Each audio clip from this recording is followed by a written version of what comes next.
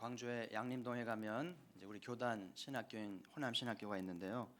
그 장신도의 뒷동산에 선교사의 묘지가 마련되어 있는데 꼭 한번 가볼 만한 곳이고요. 전 몇 차례 가봤는데 갈 때마다 참 양지가 바르고 또 선교사들이 얼마나 하나님을 사랑했는지 또 얼마나 헌신을 했는지 느낄 수 있게 되는데요. 얼마나 하나님을 조선 땅을 사랑했으면 그 땅이 조선 땅이 가난하고 무지하고 질병이고 어려운 시절인데 여기와 청춘을 바치고 순교의 제물이 됐잖아요. 묘비를 보면 잘 아시죠? 유진벨 이제 부부의 묘비도 보이고요. 오웬 목사님의 묘비도 보이고 다 같이 헌신하며 순교했던 일꾼들인데요. 저 무덤 앞에 서면 나는 아직 멀었구나 그런 생각이 들면서 이제 신앙에 좀 근신하게 되는 시간들이 되는데요. 혹시 광주 갈 일이 있으면 무슨 동이라고요? 양림동 호남신학교 치시면 나오니까 꼭 가보셔서 저들 앞에 좀 머리 숙여 기도하시고 저들의 순교 헛되지 않도록 우리가 본받아야 할 것을 시간 가져보시면 좋을 것 같습니다. 나는 죽어서 무엇을 남길 것인가? 지금 여호수아의 마지막 이야기를 나누면서 사람이 죽으면 이제 묘지를 만들고 앞에 비문을 세우잖아요. 내 비문에는 뭐라고 쓰여 있을까? 비문이 없을 수도 있습니다. 뭐 집이 어려우면 못 만들 수도 있는데요. 보통 비문은 장례식이 끝나고 유가족들이 정해서 쓰는데 저는 지금까지 장례식을 많이 치렀습니다만은 이 고인의 비문을 쓸 때 고인이 남긴 말을 쓴 비문은 거의 본 적이 없었던 것 같아요. 그냥 돌아가신 거예요. 어떤 비문을 남긴다든지 유지를 남기지 않고 갑자기 이제 곱기를 끊고 갑자기 사고를 당해서 전혀 남긴 거 없이 이제 하시니까 유가족이 서둘러서 이제 묘지를 만들고 이제 비문을 쓰게 되는데요. 과연 유가족들이 고인이 만족할 만큼 사치하지도 않고 초라하지도 않고 잘 꾸며줄까요? 그리고 고인이 마음에 들어할 만한 비문을 세워줄까요? 죽은 사람은 말이 없죠. 근데 한 번만 살아난다면 만족하실지 한번 좀 생각해 볼 필요가 있겠고요. 그래서 이제는 우리 기독교인만이라도 종말을 쉬쉬하지 마세요. 두려워하지도 말고 어차피 다가올 종말이기 때문에 쉬쉬하지 말고 서서히 준비하는 기독교 전통이 필요한 때라고 생각이 들고요. 그래서 자녀들이든지 또는 배우자에게 어떻게 장례를 치룰지 비문에는 무슨 말을 남겨줄지 미리 말해 두는 것이 아니면 이렇게 써 두는 것이 중요하다는 생각이 들고요. 여호수아의 종말을 보니까 죽기 전에 말씀을 남겼어요. 23장, 24장 두 번의 공식 집회를 통해서 두 번의 예언의 말씀을 남겼는데 우리에게는 얼마나 고마운지 여호수아의 남긴 비문의 말씀이 얼마나 우리에게 은혜가 되고 교훈을 주는지 감사하죠. 그래서 지난주는 23장 지난 날을 쭉 회고하면서 하나님의 받은 은혜, 받은 말씀들을 쭉 제가 나눠 정리해 드렸고요. 오늘은 이제 앞을 내다보면서 공동체가 어떻게 될런지 염려스러운 거예요. 그래서 이제 교훈하는 말씀을 남기게 되는데 과연 여호수아는 이 공동체를 바라보면서 무슨 생각을 했는지 24장에 잘 내어 있는데요. 그래서 오늘 말씀의 제목이 여호수아의 눈이라고 붙여봤는데요. 마침 여호수아 아버지 이름이 뭐든가요? 눈이죠. 이 눈은 아니겠죠. 어쨌든 이 여호수아 아버지의 조남이 눈인데 여호수아의 눈을 좀 생각하면서 말씀을 듣는 가운데 사도 바울도 예수님 만나고 눈에 비늘이 벗겨져서 눈을 떴잖아요. 그런 것처럼 말씀을 듣는 가운데 저 여러분 눈이 떠져서 영적 세계를 보면서 믿음의 눈을 뜨기를 주의 이름으로 축복합니다. 오늘 첫 번째 여호수아의 눈은 확신의 문제를 보았습니다. 16절 중간에 보면 이후에 보면 결단코 여호와를 버리고 다른 신을 섬기리를 하지 아니하오리니 여기 이제 결단코라는 말 하잖아요. 다른 말로 하면 절대 이런 거잖아요. 그러니까 결단코라는 말 쓴 것은 지금 사람들이 나름대로 확신을 가지고 있는 거예요. 하나님을 잘 섬길 거야. 무슨 일 있어도 하나님 잘 믿을 거야. 그러면서 하나님을 섬기겠다는 말이 여러 번 반복이 되는 거 보면 느낄 수 있고요. 과연 이들의 오늘의 고백은 믿을만한 것인지, 과연 가나안에 가서도 변함이 없을는지 사사기 읽어보세요. 오늘 이 고백대로 결단코 했는지. 사사기 읽어보면은요, 너무나 쉽게, 너무나 자주 결단코는커녕 너무나 가볍게 무너져 버리거든요. 그래서 지금은 여호수아 앞에서 확신을 갖고 막 얘기는 했는데 실제로 가나안에 가서는 그러지를 못했거든요. 베드로도 같은 경험을 했잖아요. 예수님이 고난 받으시기 전에 제자들이 그러잖아요. 사단이 밀 까부르듯이 너희를 시험할 거다. 내가 너희를 위해 기도하겠다고 말씀하셨는데, 그러니까 베드로가 아니 무슨 말씀을 하시냐고 이런 눈빛으로 이렇게 얘기를 하잖아요. 누가복음 22장 33절에 그가 말하되 주여 내가 주와 함께 오게도 죽는 데에도 가기를 각오하였나이다. 그러니까 베드로는 지금 심정이 주를 위해서라면 오게도 가고 죽을 수도 있겠다. 저는 이 베드로가 헛헛 말한 건 아니라고 봐요. 그 순간만큼은 나름대로 이렇게 할 각오가 돼 있다고 봐요. 그렇죠? 오게도 가고 목숨도 내놓고. 그런데 이 오늘 베드로의 확신은 흔들리지 않을까요? 예수님 갑자기 체포됐습니다. 예수님이 끌려가면서 베드로 안에 두려움이 엄습을 합니다. 나도 잡힐지 몰라. 그래서 멀찍이 따라가게 되는데요. 대제사장 저택에 끌려가서 신문을 받고 하는 동안에 베드로가 이제 정원에서 불을 쬐고 있는데 그 제사장의 직원들이 함께 어울려져 있다가 한 직원이 이 사람도 예수님의 제자라고 그 말하는 순간 베드로가 예수님을 부인합니다.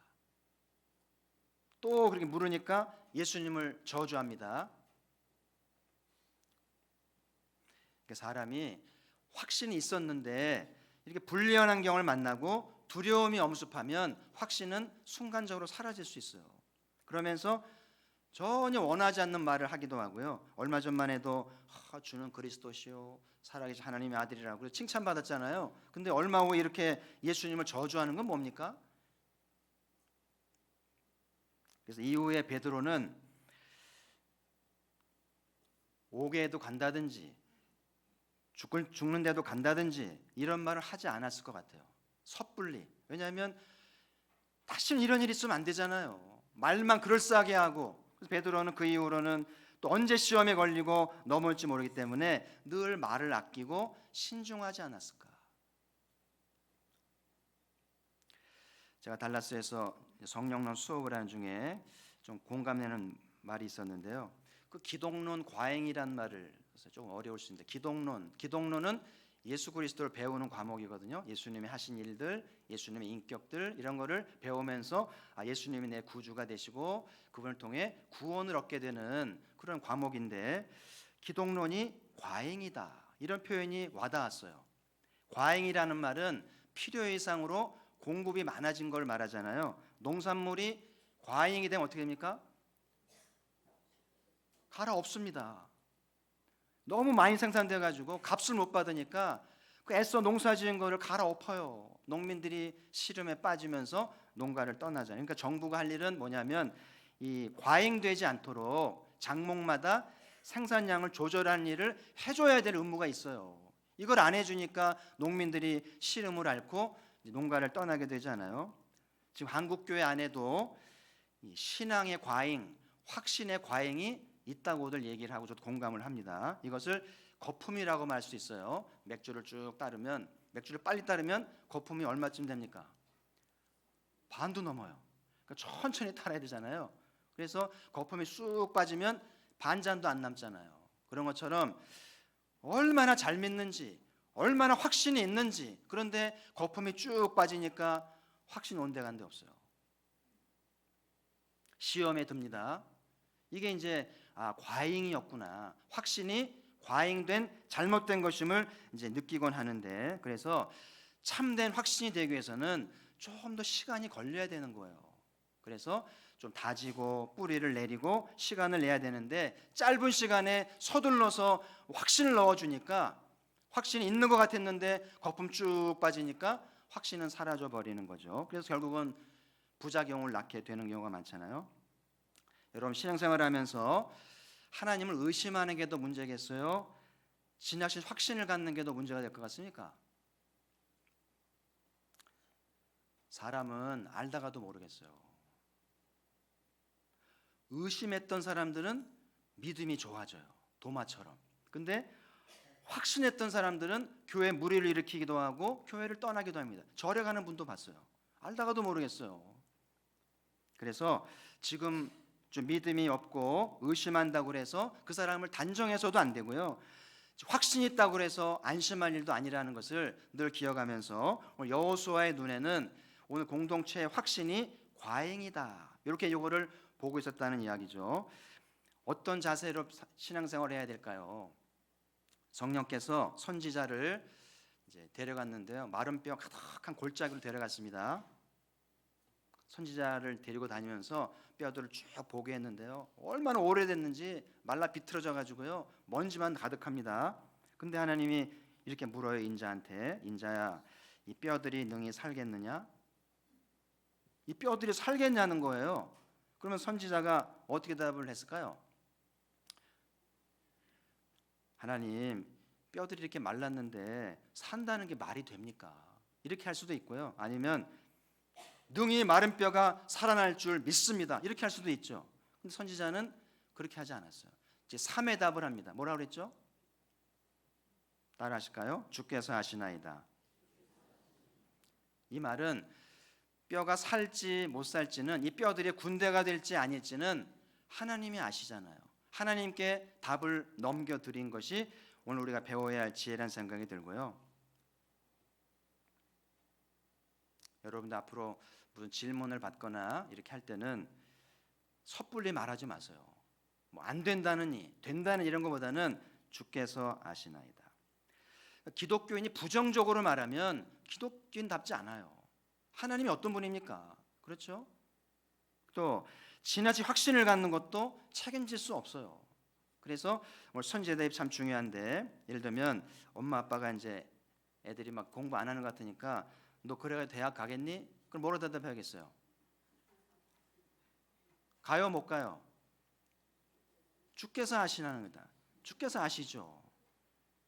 그럼 믿음 있는 엄마 아빠라면 함부로 말할 수 없죠. 아, 주께서 아시겠구나. 그러면서 더 이상 잔소리하지 말아야겠죠. 또 주위 사람들이 대개 아이들 잘 되겠어요? 그럼 뭐라 대답해야겠어요? 주께서 아시죠. 할렐루야. 섣불리 안 된다고 하지도 말고 지나친 자신감도 갖지 말고 늘 신중하게 주님께 묻고, 주님이 아시잖아요. 주님이 아실 줄 믿습니다. 여호수아의 눈에 공동체 사람들의 이 신앙이 과잉이구나, 결단코라는 말을 들으면서 이 과잉인 걸 알고, 이 과잉이 이제 사사시대의 위기를 가져올 거를 보는 눈을 가졌다는 이야기죠. 한국교회 신앙을 냄비에 비유하는데요, 우리 민족 기질과 딱 맞죠. 빨리 끓으니까 라면도 빨리 끓고 찌개도 빨리 끓고 딱 민족성에 맞잖아요. 냄비를 좋아하는데 한국교회 신앙이 냄비 같다. 빨리 믿고 빨리 확신을 갖는데 다 먹기도 전에 냄비는 식어버립니다. 서둘러 먹어야 되잖아요. 그래서 이제는 뚝배기 신앙이 필요하다. 좀 천천히 끓지만 뚝배기를 한번 끓으면 다 먹을 때까지 온기가 있잖아요. 그래서 이제 한국교회 신앙이 냄비 신앙에서 뚝배기 신앙으로 갈아타야 된다. 그러면서 좀 신중한 자세로 좀 깊이 뿌리를 내리면서 주님을 알아가는 것이 중요하다는 걸 배우게 되고요. 자, 오늘 두 번째, 여호수아의 눈은 우리는 하나님을 능히 섬길 수 없다는 것을 보았는데요. 자, 19절 말씀을 같이 한번 읽겠습니다. 시작. 여호수아가 백성에게 이르되 너희가 여호와를 능히 섬기지 못할 것은 그는 거룩하신 하나님이시요 질투하신 하나님이시니 너희의 잘못과 죄들을 사하지 아니하실 것임이라. 아멘.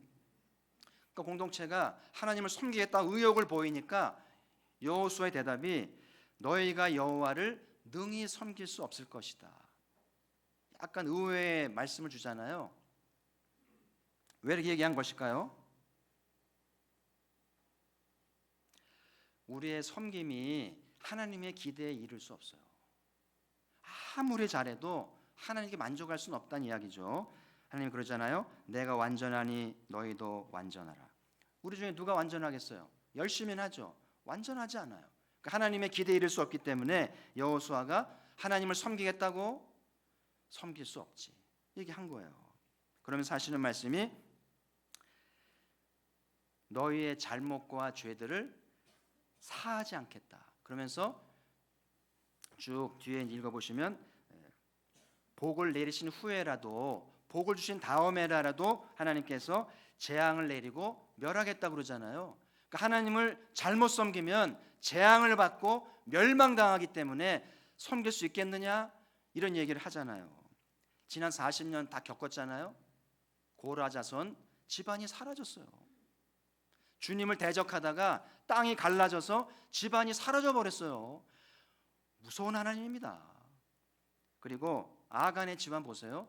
돌무덤이 됐어요. 온 집안이 보는 앞에서 돌 맞아 죽어서 핏덩어리가 돼가지고 죽는 거 보면서 야, 하나님을 섬기겠는가, 이런 두려움을 다 가지고 있잖아요. 하나님을 섬기겠다고 섬길 수 없다는 거죠. 그리고 우리 하나님은 질투하시는 분이시다. 여러분, 질투는 내 사랑하는 거를 잃어버릴 거에 대한 감정이거든요. 두려운 감정인데, 그래서 사랑을 하면 반드시 질투라는 감정이 생겨야만 됩니다. 나는 관용이 많기 때문에 내 배우자가 한눈 팔아도 저 용납해요. 이건 사랑 아니에요. 그런 일이 있으면 흥분을 해야 됩니다. 그리고 찾아가서 난리를 쳐야 되고요. 그리고 이혼을 불사하고 헤어질 거를 각오해야 됩니다. 그래야 이제 기회가 오든지 참사랑이 확증이 되겠죠. 가끔 드라마에 불륜 드라마가 참 많잖아요. 드라마를 이렇게 보다가 불륜 장면이 나오면 아내가 하는 말이 한 번씩 있어요. 만약에 당신이 저러면 끝장날 줄 알아라. 막 뜨끔합니다. 그래서 이제는 그런 얘기 자주 안 하는데 딱 장면 나오잖아요. 눈만 마주치면 그 말이 떠올라요.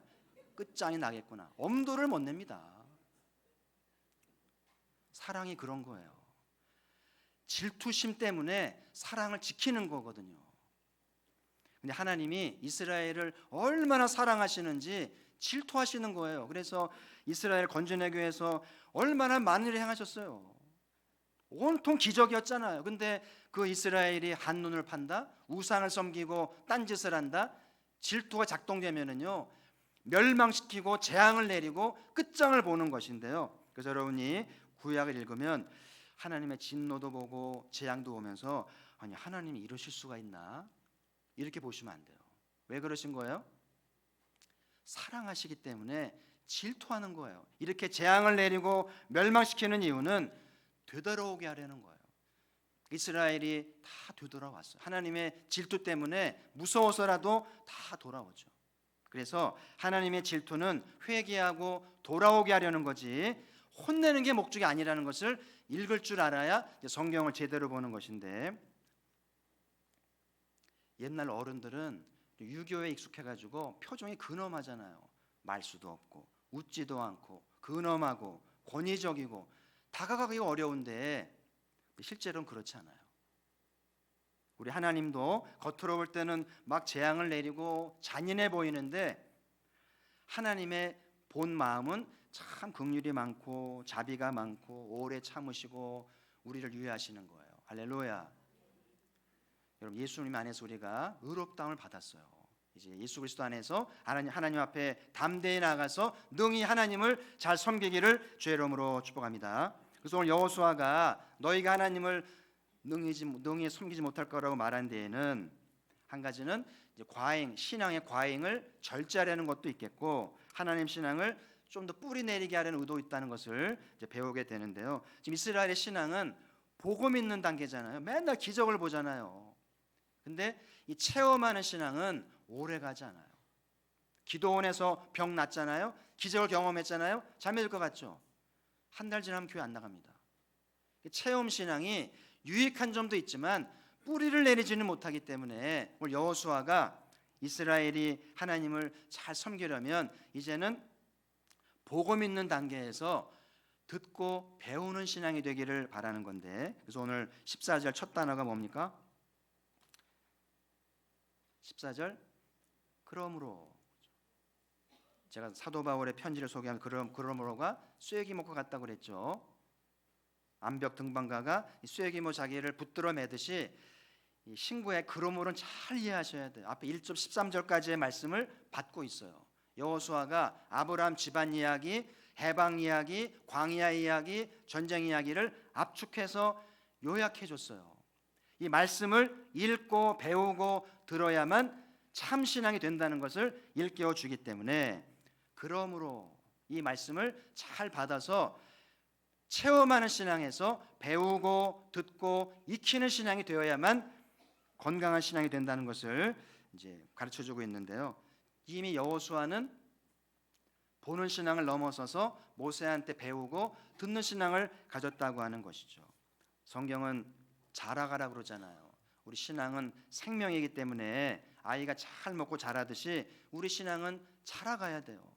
어제 신앙과 달라야 되고 작년 신앙과 달라야 되는데, 부지런히 말씀 먹으면서 자라가다 보면 우리의 신앙이 온전한 신앙이 되어가는 것이죠. 그래서 언젠가 하나님으로부터 착하고 충성된 종이라는 인정받기를 주의 이름으로 축복합니다. 오늘 세 번째, 여호수아의 눈은 신앙의 모델이 필요하다는 것을 보았는데요. 오늘 잘 아시는 말씀, 오직 나와 내 집은 여호와를 섬기겠노라.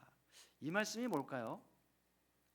왜 이 말씀을 했겠어요? 단지 여호수아가 자신의 신앙 고백을 한 것일까요? 거기에 머물면 안 돼요. 이 고백은 나는 하나님만 섬기겠으니 여러분도 내 신앙을 본받고 따라오라는 의도가 있다는 거예요. 여호수아는 모세한테 배웠잖아요. 모세 시종으로 있으면서 모든 걸 배웠습니다. 그래서 여호수아를 읽어보면요, 여호수아가 참 모세를 닮았다는 느낌이 들어요. 그래서 아침 일찍 일어나는 거 모세를 닮았습니다. 정탐을 보내는 거, 말씀에 순종하는 것, 제단을 쌓는 것, 죄에 대해 단호한 것, 마지막 말씀을 남기는 것, 너무 모세를 닮았잖아요. 그냥 닮았겠어요? 잘 배우고 메모해 가면서 배웠기 때문에 자신의 삶 속에 모세의 그림자가 나오잖아요. 제가 소개한 기억이 납니다만은 이 핸드릭슨의 훈련으로 되는 제자 훈련의 고전과 같은 책이죠. 네.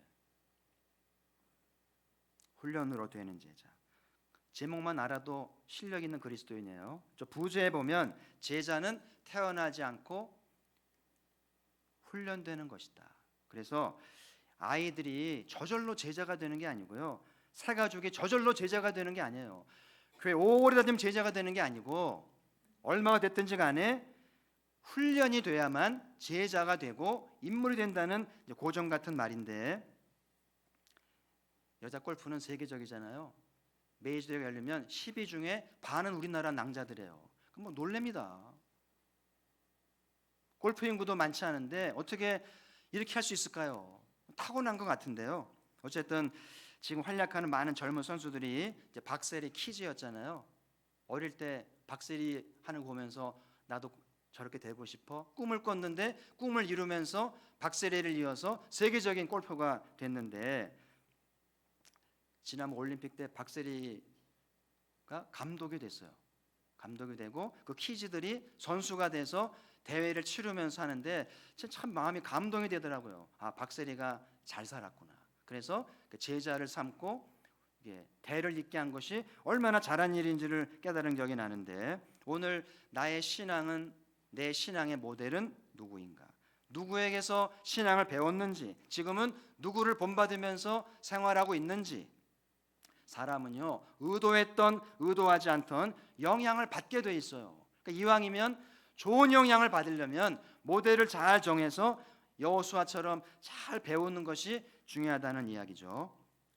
제가 지금 잊지 못하는 버스 하나가 있는데요, 번호도 안 잊어보잖아요. 205번 시형버스. 잊을 수가 없어요. 신입 기사가 이제 취직을 하면 코스를 익혀야 되니까 운전 뒤에 앉아가지고 몇 번 돕니다.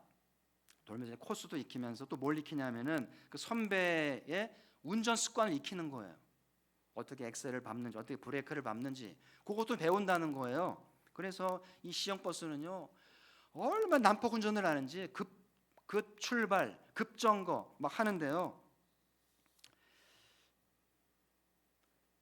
그렇게 하면 사람들이 막 비명을 지르고요, 운전 똑바로 하라고요, 난리가 아닙니다. 지금 막 귀에 서네요. 제가 막 자빠지고요, 난리가 아니었어요. 그러니까 이 신입 기사들이 코스도 배우지만 운전은 저렇게 하는 거구나.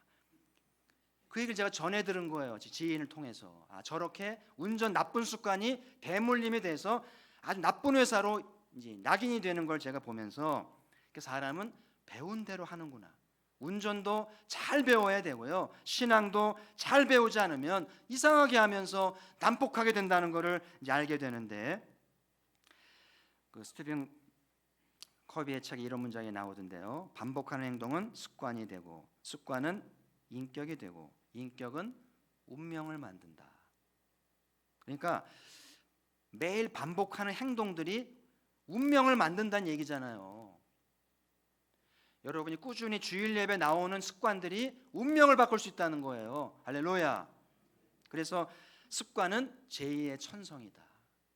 그러니까 불우하게 태어났더라도 습관만 잘 들일 수 있다면 운명을 바꿀 수 있다는 거기 때문에 습관이 얼마나 중요한지, 신앙생활하면서 좋은 습관 들이는 것이 얼마나 중요한지, 누구한테 배웠는지, 어떤 공동체 속했는지, 거기에 따라서 행복한 인생이 되기도 하고 되지 않기도 하고, 우리가 보교회가 좋은 습관을 들여서 행복을 낳는 아름다운 공동체 되기를 주의 이름으로 축복합니다. 새 가족이 오면 신앙의 좋은 습관을 가르쳐 줘야 돼요. 처음 직분을 맡게 되면 서리집사든 항존직이든 잘 가르쳐서 주님을 잘 섬기는 습관이 있을 때 인격을 낳고 운명을 낳게 되는 것인데, 그래서 가포교회 안에 좋은 모델이 여기저기 있어가지고요, 그런 족보를 만들면 교회 생활이 즐겁고 교회가 체계적으로 되면서 성장 발전하게 되는 것이죠. 오늘 왜 여호수아가 죽기 전에 이 공동체의 모델이 필요하다고 본 것일까요? 자, 31절 한번 같이 읽겠습니다. 시작. 이스라엘이 여호수아가 사는 날 동안과 여호수아 뒤에 생존한 장로들 곧 여호와께서 이스라엘을 위하여 행하신 모든 일을 아는 자들이 사는 날 동안 여호와를 섬겼더라. 여기 여호수아가 사는 날 동안 장로들과 여호와 행하신 모든 일을 아는 자들이 사는 날 동안, 이 두 번의 동안이 어떤 느낌을 줍니까? 이들이 죽은 다음 어떻게 했다는 얘기예요? 이들이 살아있는 동안은 잘 믿었는데 이들이 돌아가고 나니까 어떻게 했다는 얘기예요? 사사기 읽어보세요. 가관입니다. 혼돈과 암흑이었어요. 여호수아가 안 죽었다라면, 장로들이 안 죽었다라면, 근데 안 죽을 수는 없잖아요. 뭐가 필요한 거예요? 모델이 돼야 되는데, 배우고 이어야 되는데 그냥 의지만 하고 있다가 훅 돌아가니까 엉터리가 되어버렸다는 이야기죠. 그래서 신앙생활하면서 예배드리는 것, 기도하는 것, 말씀 배우는 것, 복음 전도하는 것, 선교하는 것, 이렇게 평소보다 힘들고 바쁠 때 예배에 집중하는 것, 무슨 일 할 때 충분히 기도하고 성령의 도움을 구하는 것, 남을 배려하고 덕을 세우는 것, 내 의견도 되지 않았을지라도 협력할 줄 아는 것, 이런 걸 잘 배워야 건강한 신앙이 되고 건강 공동체를 세워가잖아요. 이게 저절로 되지 않아요. 좋은 모델을 통해서 배우고 본받고 익혀야 되는데, 우리 가포교회가 아름다운 족보를 잘 만들어서 건강한 교회를 세워가기를 주의 이름으로 축복합니다. 오늘 여호수아의 눈을 나누었는데 이 눈을 여러분의 눈이 되게 하세요. 수술 받듯이 내 눈이 돼서 이런 관점을 가지면 잘 되겠죠. 첫 번째는 확신의 문제가 보았는데요. 그러니까 결단코 절대 죽으면 죽었지 하지 마세요. 맹세하지 마세요. 그런 말 하는 사람 조심하세요. 책임 못 집니다. 과잉입니다. 과잉. 그래서 누가 자기의 신앙을 자신하겠어요? 저도 자신하지 못합니다. 우리 모두는 의심 반 확신 반 그 어간에 있어요. 어떨 때는 잘 믿고 어떨 때는 의심합니다. 의심하니까 역사가 없잖아요. 제가 목회해 보니까 이런 경우를 많이 봐요. 정말 잘 믿는 줄 알았는데 의심이 많더라고요. 어떤 경우는 잘 안 믿는 줄 알았는데 의외로 믿음이 좋더라고요. 우리에게 필요한 것은 주께서 아시나이다. 아멘. 부부 사이에도 무슨 말하면 주께서 아시잖아, 이렇게 넘기고요. 사람들이 말할 때도 주께서 아시잖아요. 주님을 의지하고 신뢰하면서 주님께 맡기면 주께서 알아서 도우시겠다는 이야기죠. 이제 우리의 신앙이 냄비 신앙에서 뚝배기 신앙으로 조금 더디더라도 인내로 배우면서 뿌리를 내리고 자라가야 되기 때문에 사람 믿음부터 함부로 판단하고 하지 마세요. 두고 봐야 됩니다. 지금 믿음 있다고 자만할 것도 아니고 안심할 것도 아니고요. 늘 긴장해야 된다는 것을 기억하시길 바라고요. 두 번째, 여호수아의 눈은 우리는 능히 하나님을 섬길 수 없음을 보았는데요. 하나님 무서운 분입니다. 섣불리 섬기면 안 돼요. 근데 우리는 감사하게 예수 그리스도 안에서 의롭다함을 받았습니다. 그래서 예수님 안에서 화평을 누리면서 담대히 주님을 섬기고 은혜의 보좌 앞으로 나아가는 줄 믿습니다. 예수 그리스도의 의가 아니면 섬길 수 없어요. 우리 하나님은 질투하는 분입니다. 질투 때문에 재앙을 내리고 멸망을 내리고 집안이 사라지게 합니다. 데려가세요 그냥. 하나님 섬기기를 조심해야 돼요. 그래서 나는 정말 하나님을 사랑할 수 있을까? 하나님의 질투를 유발하지는 않을까? 정말 조심하는 마음으로 한눈 팔지 않고 한 분 하나님만 섬기는 게 필요하고요. 누군가를 사랑할 때도 섣불리 사랑한다고 말하지 말고 내가 이 사람을 정말 사랑하고 책임질 수 있을까? 하기 전에는 함부로 말하지 마세요. 낭패를 봅니다. 세 번째, 여호수아의 눈은 신앙의 모델이 필요한데요. 여호수아 사는 날 동안은 잘 믿었죠. 근데 여호수아가 돌아간 다음에 신앙이 다 무너집니다. 모델이 필요하고 배우지 않으면 다 알게 된다는 사실이죠. 모델이 없으면 신앙의 제자리가 걸음하고 세속화되고 명목상 신앙이 머무르고 말해. 근데 모델이 있으면 영적으로 자라가면서 일꾼이 되고 상급을 받고 면류관을 받습니다. 나는 모델이 될 만한 신앙인가? 직분을 받았으면 모델이 좀 될 만하고 가끔은 당신의 신앙을 본받고 싶으라는 말을 들어야 돼요. 난 그런 말을 들어본 적이 있는가? 당신에게 배우고 당신의 신앙을 본받고 싶습니다라는 말을 들어봤는가를 돌아보시고 우리 가포교회 좋은 모델이 자라기를 소망하고 우리 아이들이 본받고 싶은 부모님의 신앙 되기를 주의 이름으로 축복합니다. 이번 한 주 여호수아의 눈을 가지고 승리하는 삶 되기를 주의 이름으로 축복합니다. 하나님 아버지,